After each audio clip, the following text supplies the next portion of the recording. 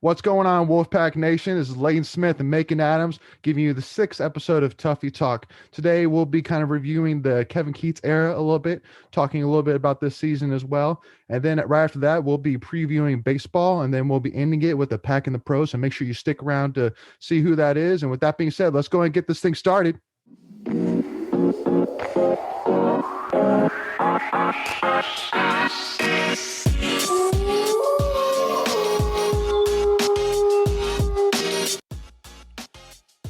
All right, Wolfpack Nation, thank you so much for joining us. Really do appreciate and really appreciate the support.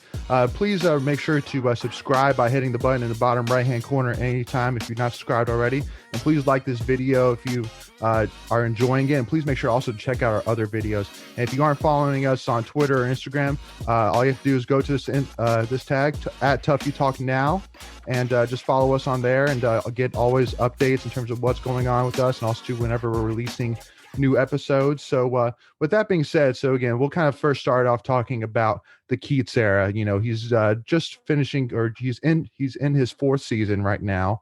And so kind of want to take this second, just kind of, or this opportunity, just kind of talk about kind of what he's done to this point, what we feel about him, and, you know, kind of what we feel for the long term. So Mick, I'll kind of hand it off to you. So, I mean, what would you say your kind of overall viewpoint is with Keatts up until this point?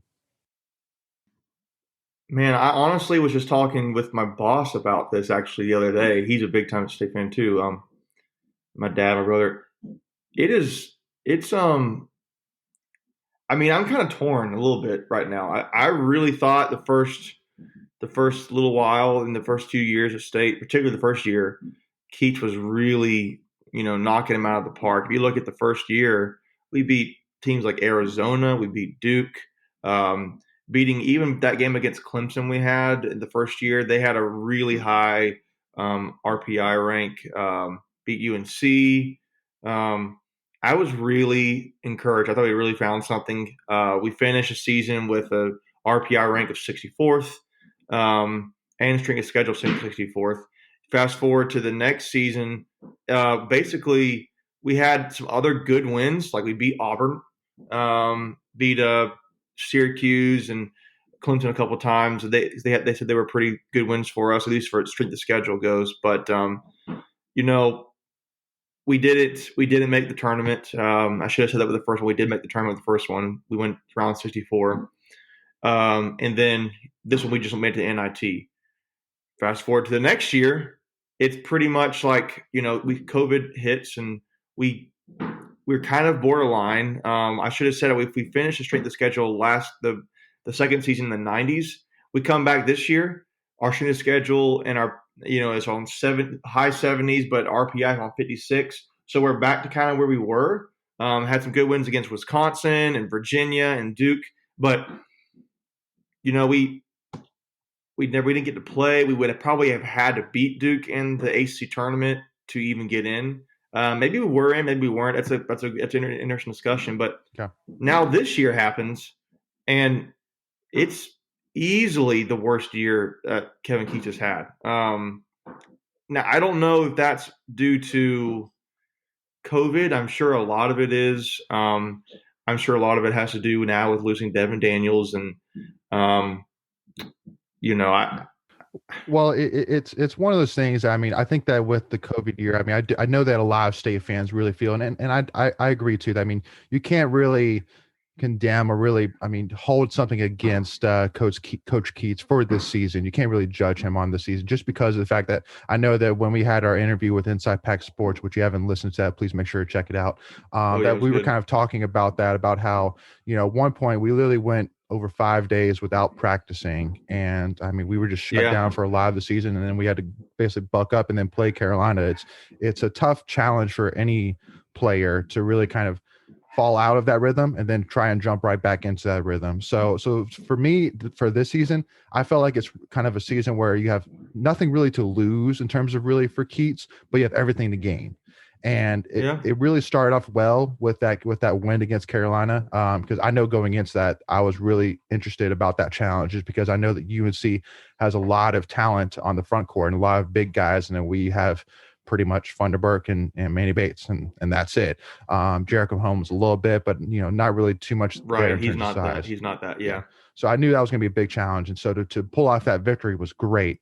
And then I think that we kind of saw the other side of it when we played them the second time, where finally their bigs kind of took advantage of our lack of depth on the big side. So yeah, and, I mean, because like one thing that kind of really stood out to me when you look back at his first season in 2017 is that we were actually projected to finish 12th by most experts in the ACC, and we actually ended up tied for third. So I mean, That was the first season, though. So, like, yeah, I get what you're saying, and that's one thing that I feel like state fans are confused or concerned about because to me, there's been a very noticeable digression in our success. I mean, I will say, we did bump up, like I said, in the RPI rankings last year. We probably would have gotten in the tournament. I thought we would have beat Duke, but I guess I'm just a hopeless state fan sometimes, wondering, yeah, thinking we always can. In fact, right now we're taping this game. They're playing Duke right now, so I'm mm-hmm. gonna have to go check the score here in a little while. But I think I'm just concerned that it hasn't stayed there. You kind of want to, okay, if the best success we had was year one, was that riding on Mark Godfrey's ability to recruit, Yeah, the team's ability, having not really scouted Kevin Keatts too much to that point in the season? I mean, he was his first year in the ACC, so maybe teams haven't really figured him out yet. mm-hmm. But like I mentioned earlier, I was talking, like I said, with my boss and my brother, my dad. It sometimes comes across in the conversations I had that he is sometimes too predictable in what we're running, at least offensively.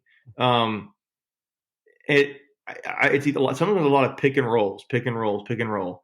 And I don't know if that is a combination of we have young talent. Maybe we're going to do things a little bit. We're going to play things a little bit less offensively.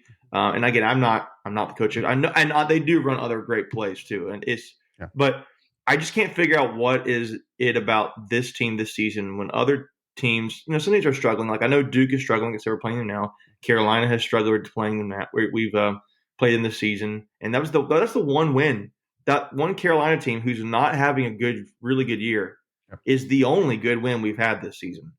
And we haven't changed really anything on how we play defensively. We haven't really changed how we play things offensively, mm-hmm. but we do have a lot of young talent now with Moore, Hayes, Ceron, Gibson, and Duana. But those last two, they don't really play a whole lot. Right. So you're really playing Moore, Hayes, and Ceron. Mm-hmm.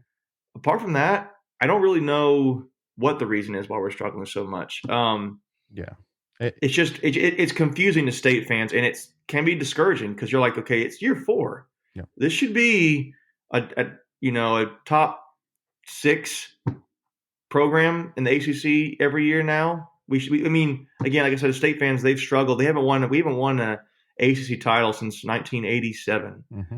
For anybody listening, that's 4 years. I was born in 91. That's 4 years before I was born. Mm-hmm. And you kind of think like it's about time for us to have won something, and it doesn't seem like you're winning something. But yeah, well, what do you think? Because one of the things as well that we kind of mentioned about when we were on the interview with IPS as well is kind of talking about what kind of expectations to really have still for the season, and because obviously it's a pretty much the goal for me for every single year for every team, whether it's football, basketball, baseball, anything, is especially those teams that haven't won the ACC title yet, is that are we still moving in the right direction towards winning an ACC title? Football wise, Right. I mean, again, we've had 3 straight 9-win season. I mean, sorry, not 3 straight, 3 out of 4 9-win seasons. Recruiting wise, we're there. We're playing, better in terms of not having those bad losses this past season. Same thing with basketball is that for every single season, if we're not winning the ACC title, do we feel like we're moving in the right direction towards winning the ACC title? Recruiting wise, I mean, we are bringing in guys like Shaquille Moore, Cam Hayes. Obviously, we also recruited like Josh Hall, but he went pro. Yeah, that's a good point too. He has spent time recruiting Mm-hmm. Jalen LeCue 2 years ago, and he spent the years before that, Yeah. and he went pro. The year following that, he spent time recruiting Josh Hall. He decided to go pro. So, your two top recruits you were going to bring in, they decided to go make some money. Yeah. You don't have them. For me, I think a little bit of it is. I think it's a little bit of everything. I think it's a little bit of playing in 2020 with COVID stuff. I think it is a little bit of maybe having rookie talent, having rookie players right now, young players. A little bit of not having Devin Daniels, and I also have had people argue this to me before. It seemed like to me, some people would, and other people, that sometimes we'd run our offense, and it would be like we do whatever we can, and if it gets down to like 7-8 seconds left in the shot clock, well, then it was Markel Johnson, just save our butts. Mm-hmm. Devin Daniels, just save our butts, and it's like that's not really good. I'm part of it also to me too is I know Keatts has done really well up to this point on defense. Our defense has been really good, forces a lot of turnovers. This year it's not. Mm-hmm. I don't know why. It could be that our offense is not as great, but that's when we're running full court defense. I'm more wondering if it's like I'm confused why Keatts doesn't do things like play more zone. I know some coaches are like, man, I'm going to play man defense all the time, and I feel that's what Keatts is. He's not doesn't come across like somebody who's going to run a little bit of box and one, a little bit of zone defense. He's going to really run man, and right now when teams are really like slashing us on the inside, driving to the paint, scoring around the rim, that's what seems to be beating us a lot of ways. Why aren't we doing things like more zone, like forcing teams that do struggle shooting and make their offensive living off of driving in the paint? Why don't we do more zone? You don't see that, and I don't think you're ever going to see it with Keatts. And I just think it's how his philosophy is, and you can argue whether that's right or wrong, but there's some concerning things I think for State fans that I see. I know you see, but ultimately for me, when I think of also like coach like Leonard Hamilton at FSU, the guy was not good at Florida State his first few years. Mm-hmm. I think he's on like year 9 or 10 or 11, something like that now. He's been around, yeah. And now the ACC and the country looks at Florida State like, man, they are like a top 4 or 5 program every year for the last 3 or 4 years now in the ACC. Mm-hmm. And a part of it is because he had time. I mean, sometimes it's just a matter of giving a coach time to build the program up and get it to bring the guys he wants to bring in. Right. But yeah, it's just like, well, why not now? Why? Right. What is you could do it year 1. Why couldn't you do it year 4? Well, and I don't think for either of us are making the case at all or one bit that we need to fire or move on from Coach Keatt. No, absolutely not. No, not, at least not right now. Not right now. Not right now. No, but it's kind of one of those things that again, it just feels like that we're kind of consolidating. We're just kind of sitting in this area right now that we can't really bust out of, and because for me, really, it comes down to taking advantage of opportunities. And when you look at this season, I mean, there is so much opportunity there right now. I'm like Duke, Carolina, all having down years. Virginia is looking good, but not as dominant as they usually are. I mean, defensively, not as quite as dominant as they usually this would be the year to go and right. claim something if you wanted to. I mean, right. going into this season, I think a majority of fans in the AC thought State could be that team this year. Because you had Devin Daniels, you had DJ Funderburk, who tested the NBA draft waters. You have, I'm trying to think, Braxton Beverly, who's a senior. Yep. He can shoot, and I think Beverly's probably got an injury right now. I don't know if they're really saying it, but he's off this year. So there was so much talent now. Manny Bates, I think, man, I personally think he should be most improved player. Yeah, that dude is one of the best players on our team now. And last year, you would not have said that even close. No.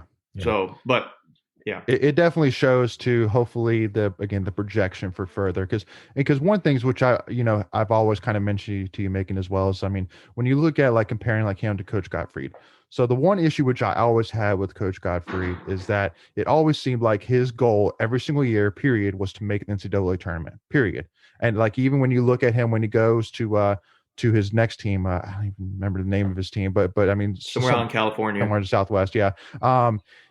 When he got introduced, like all he was talking about was how, he came to state, on a rough times and, took us to four, or whatever NCAA tournaments, two Sweet 16s. And, the one thing which, again, I say is, again, our goal as a basketball program should not be to make the NCAA tournament. That should be a byproduct. That should be something that happens from what we do during the season, period. Because our goal, just like with anything else, should be to win the ACC title, especially for us as state fans. And the fact that we haven't won since 1987, okay, forget about the NCAA tournament for right now. Let's win a title, man. Like, period. Right. Like I'll give up. Shoot, I would even give up the NCAA tournament if it was even an option just to win a title. Oh, I think every state fan right now, if you had to say, would you choose to make the NCAA tournament or win the title? I mean, it's kind of funny to say this, but everybody would say ACC tournament. But if you win the ACC tournament, you're going to make the tournament, NCAA tournament. So yeah, absolutely. So again, it's so and I truly feel that, again, I know that like maybe Keatts hasn't, because I know like with Dorn, that's kind of something that I talked about. I loved with Dorn is that his first year he came in, one pack, one goal, a united mission to win championship. Period. Boom. Same thing with Keatts is I don't think he really came off as necessarily as straightforward. If our goal is to win championship, but he came off as saying we are here to win. Period. Kevin Keatt is a winner. Kevin Keatt is a winner, exactly. And so that's the one thing which I like is I think that Keatt is again very on the same page with us. And also too, the one thing which I do love about him is that from a culture perspective and from a likeness perspective, I mean, there's not a state fan out there that doesn't love Keatts, loves how he represents state, loving the ice cream, after away wins. Yeah. I mean, just stuff like that. It's just so fun. And that's, to me, like, I love you. Sorry, I don't know if you go ahead. Well, no, just saying, like, even like the media love him. I mean, media's, tweet all the time, after post game saying like, oh man, Keatt's such a great guy. So he represents the program really well, which in the day, I mean, that's key number one. I mean, he's got to represent us well, period. He can't embarrass us, make us look bad. So go ahead. But to me, the thing is, like, we could have the nicest guy in the world be our coach and represent the program well. And everybody wants that. You're right. I mean, everyone wants that. But, people want to win. Right. And I'm not saying, again, Keatts has definitely done that in his career. I mean, I think his record right now is like 70. He's got like a 73-43 record right now, I think, as the NC State coach. I was looking it up a little bit while ago. 73-43 is his overall record as so it's 62.9% of win total he gets. But at the same time, we've been burned so much by coaches not getting it done. So when you mentioned Mark Gottfried saying, his goal was to get us to the tournament, and you said that was it. I get the point where if you think, okay, that's just it, we're just getting the tournament, and that's what that's our bread and butter goal every year. But to me, that for us, we had not been there in so long. That was the goal. So when you mentioned like winning an ACC tournament, that should be the next goal in my mind. Like getting to the tournament indicates that you're pretty much going the right direction. I feel like the next step is like, okay, we're winning that ACC title. That's like the next step, because if you're winning the ACC in the ACC, as tough as it is, you're probably like a 1, 2, maybe a 3 seed in the NCAA tournament. And again, I understand if that is just your argument. Like if that's just what, like, I did not like that Gottfried had just that goal, then I get that. But to me, I just get tired of losing. Yeah. I get tired of losing, and I'm ready. Like this year, as much as 2020 has sucked, having the people to stay home, watching your team lose in an empty stadium isn't really fun either. When you had really good expectations going into the season, so that's what I feel like state fans are kind of getting a little bit antsy in their chair, a little bit on Kevin Keatt. Okay, maybe this is just like we put an asterisk on this season because of 2020 COVID stuff. But yeah, well, and again, what happened? Let me ask you this question: what happens if next year it's a similar thing? Well, if we have a similar, because basically over the last couple of years, ACC wise, we went 11-7 his first year, we went 9-9 his second year, we went 10-10 his third year, and right now we're 4-7. So I mean, for me, really, again, and I'll add this too: his RPI right now this season is 167. Is what I saw, compared to we were ranked like 100 numbers up. We were in the 60s or the 50s, and Right. now we're 167. So Yeah. Again, it's unfortunately for Keats, it's one of those things that, and again, I think every state fan would understand. At the end of the day, it does take time to really build that program, but also too, and luckily, I mean, luckily enough, we got a great guy in Boo Corrigan. I think that can make this decision. I think that I myself am confident that he can know where that line, where to draw that line. But at some point, we do have to start having the conversation of, okay, I mean, are we seeing that upward trajectory that we are expecting? And and that's something that we just have to figure out, and we have to evaluate, and see. But again, for the time being, again, for the rest of the season, all Keith needs to do is just keep in mind that at the end of the day, just he's just got to put the best possible foot forward to finish the season as well as he can, and then just look into next season. And hopefully with the roster that we do have, depending on what happens with Devin, more likely you would presume that Funderburk will probably move on. Don't know what's gonna happen like Beverly and all that, but we well, got I think DJ's gone. He may yeah. stay, but I But think in he's gone. but you're bringing in like a score like Breon Pass, I mean, you're bringing in some ballers. So again, just let's just see what happens with the rest of the season. Let's see what happens in the offseason. And then, Dave, if we can go into the 2021-2022 season and really start to see that upward trajectory, then we're in it. Well, I think all state fans are in it for the long haul. Period. Because I mean, he has proven to have that swagger in terms of beating Duke, beating Carolina. He's 6-1 against Wake Forest, which I mean, I know a lot of state fans would easily say Wake Forest is one of our kryptonites. And so to say we're six That's and one fair. against them, I mean, that's hey, well, that's a good sign. So we're 2-2. He's 2-2 against Duke. 2-6 against Carolina, which it's better, believe it or not, than most our history with Herb Which is Sendex really and sad. Uleno, Which is Mark really Gossett. sad. Yeah, so much better than that. But anyway, so we'll see what happens with the rest of the season, and we'll go from there. All right, so now we'll kind of roll into talking about baseball a little bit and previewing.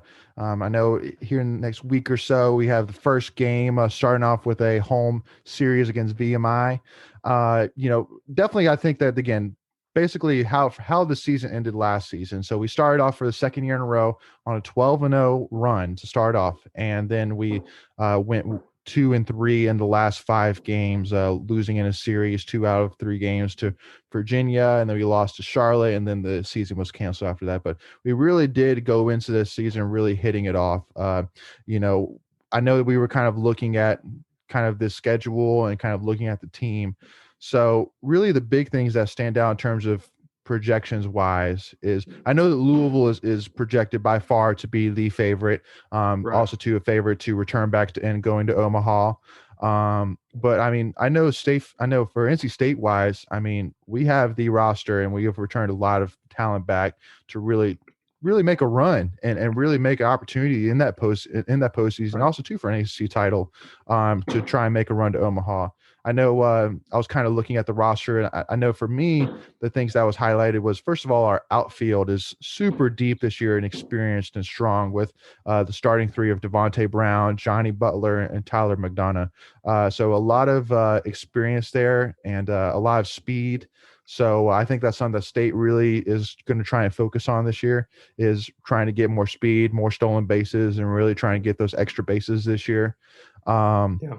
and so and then obviously pitching wise, we return a lot like Reed Johnston, who's a junior starter and will be a definite Friday or Saturday probably starter for us.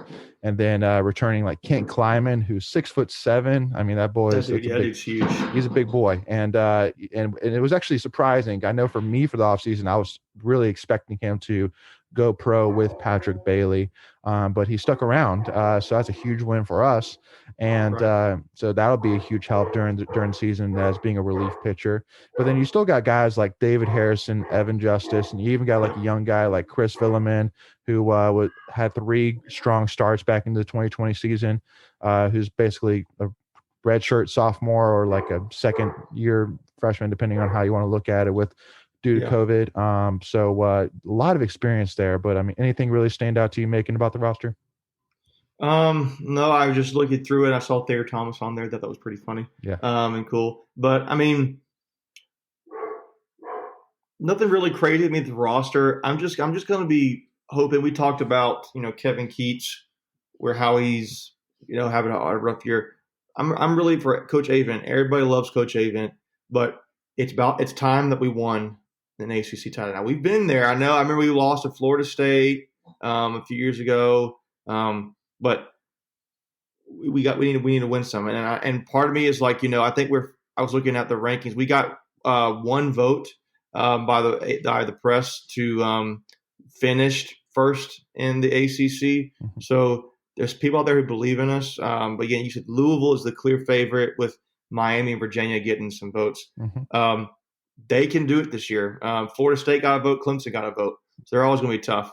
I'm kind of surprised UNC is not ranked as high, Mhm. but I'm just ready to get this win. I'm just looking at the schedule here, and I see that we've got VMI. You got a game against UNCG. UNCG is always can be kind of a sneaky game. Georgia Tech, I think they're kind of picked to finish near the bottom. Actually, no, they're picked to finish near the top. Actually, they Yeah. got two votes to finish first. So Yeah. Georgia Tech will be a tough matchup. See here, Campbell's a bunch of country boys. I don't know for people who don't know that. I knew this. Campbell is a joke people give it. They call it UCLA. You know why they call it UCLA, Leighton? Mm-mm. University of Campbell between Lillington and Ancher. I So love that's a that. nickname. But that could be a sneaky game. Miami will be tough. Duke seems to kind of give us some problems sometimes. Mhm. And I'm going to be really interested to see that matchup, how that one goes. You've got Coastal Carolina, who just won, like a couple years ago, the playoffs or Won the College World Series, yeah, World Series, against College World us. Series. Sorry. Mhm. Um, Yeah. yeah, Yeah. I'm gonna be very interested about how the schedule pans out. Yeah.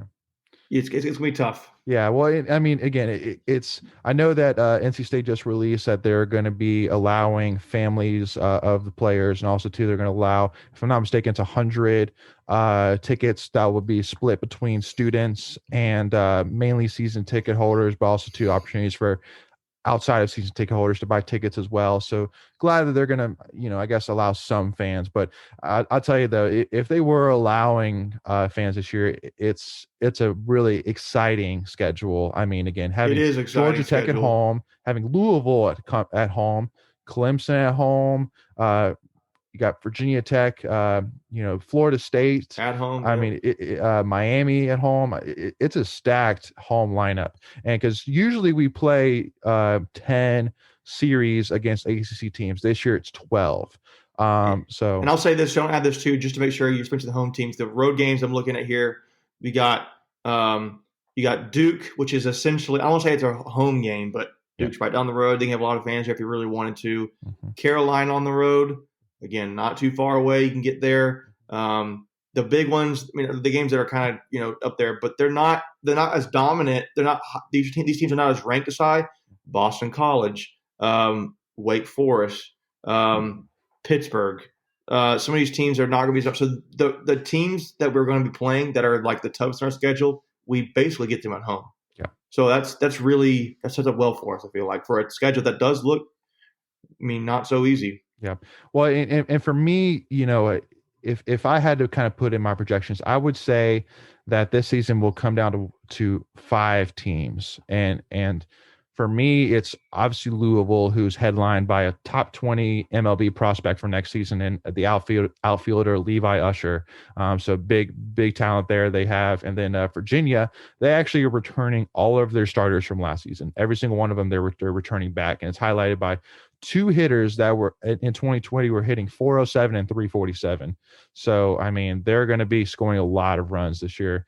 And then uh so yeah, so you got Louisville, Virginia, and then you got Miami, who I mean, again, they're always strong, definite, well-known baseball program, and also for me, I think us and FSU are right in that mix. Clemson, I'm not quite as sold on yet. We'll have to see how they look once the season really starts. But for me, I mean, again, we're right there, and so again, the one thing which I know you kind of already mentioned with Coach Avon is he's been to five because he started his first year was in 1997, and he's been to five ACC championship games: 2001, 2003, 2006, 2010, 2015. and he's lost all five. And so again, I know that's kind of one of the big things with State fans is, he's gotten us, top five. At one point, he got us to number one recently. I mean, he's gotten us, far in the regionals, super regionals. He's got us Right. to the College World Series one time. And because again, I know that a lot of State fans are really calling for an update with Doak Field before we really kind of figure out what's going on with David. Because again, just kind of like we were talking about with Keatts, at the end of the day, the culture is there. Every single year we're competing.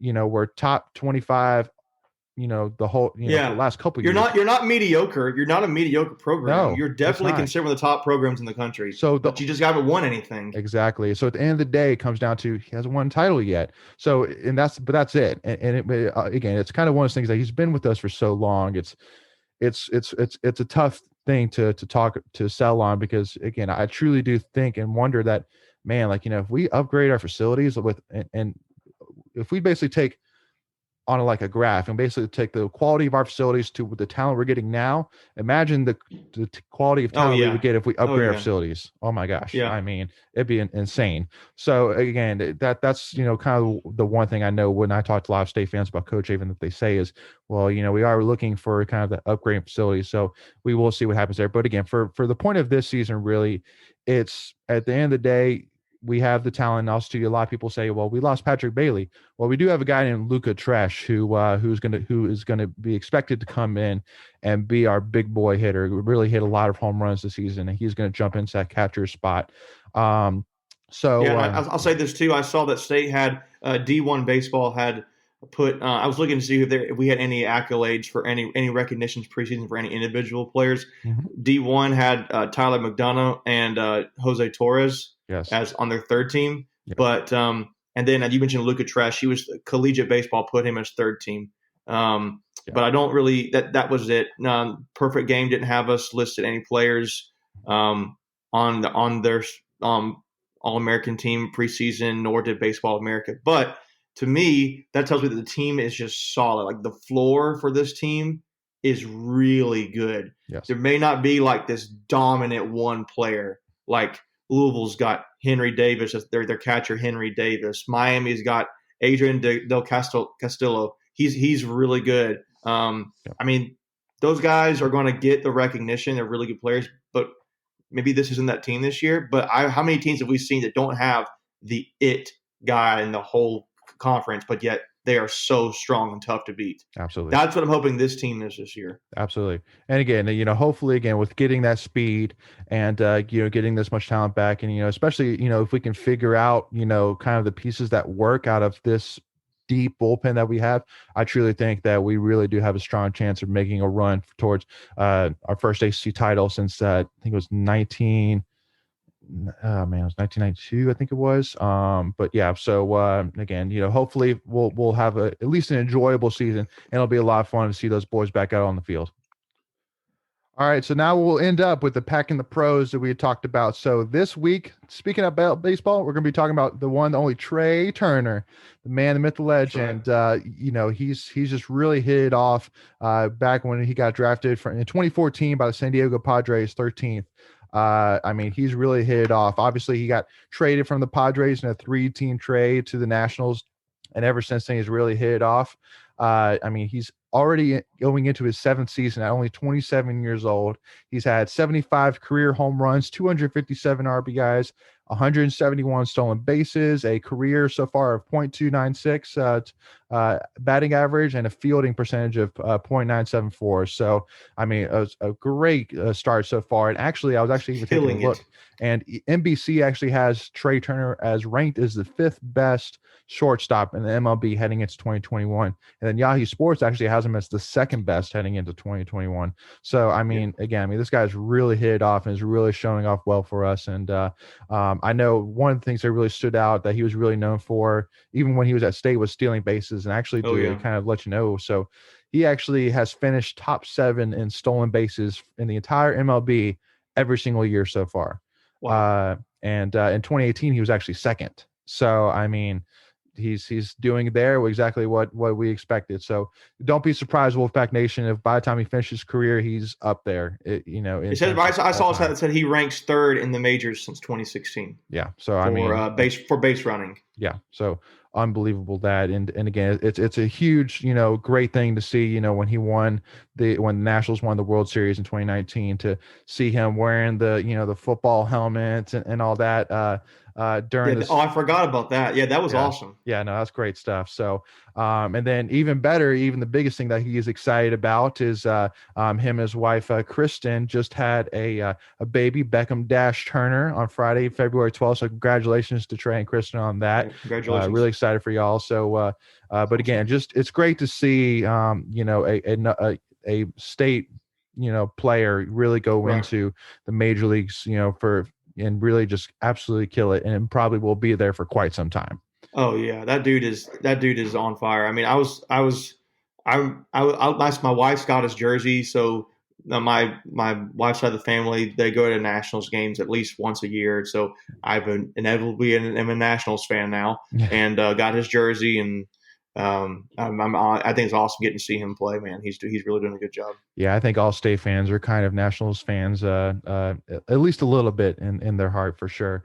So, and actually one stat too, which actually stood out to me as well to kind of end it on. So before Trey Turner got there, actually the Nationals were actually dead last in batting average in the shortstop position for 5 straight years before Trey Turner got there. Wow, And I mean, he's changed that he completely. isn't I that mean, anymore. Yeah, again, I mean, he was actually hitting 335 in 2020 before the season. yeah, he So finished second he finished second for rookie of the year mhm. voting behind Corey Seager. So I mean, Yeah. you can't really ask much more of the guy. No, absolutely not. So again, it's been great to see, and definitely looking forward to seeing what he does for the rest of his career. And we know that Wolfpack Nation will be cheering him hard. And again, we'll hopefully stay safe. And again, we look forward to seeing that. So well, again, thank you so much again, Wolfpack Nation, for tuning in with our 6th episode of Tuffy Talk. Once again, please make sure to subscribe to us by hitting the button in the bottom right-hand corner. And please like this video if you enjoyed it, and also check out our other content as well. And if you aren't following us, please make sure to follow us at Tuffy Talk now on Twitter and Instagram. And we look forward to seeing you all next week with our next episode. And as always, Wolfpack Nation, go Pack.